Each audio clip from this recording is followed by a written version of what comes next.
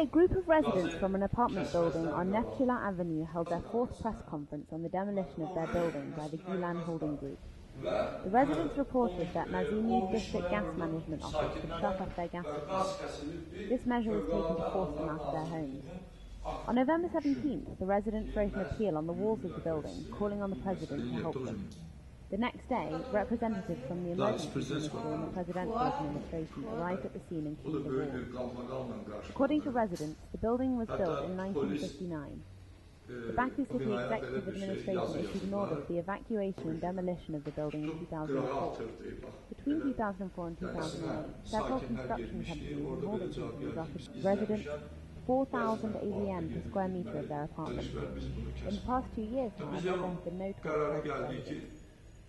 The residents have appealed to the President, relevant organisations and international groups that have received no response, and so far the issue has not received media coverage. At this point, residents are extremely frustrated at the lack of assistance they have received. Residents who appealed to MP Mikhail Zabalin, also chairman of the Russian Committee, were advised to reach an agreement with holding officers.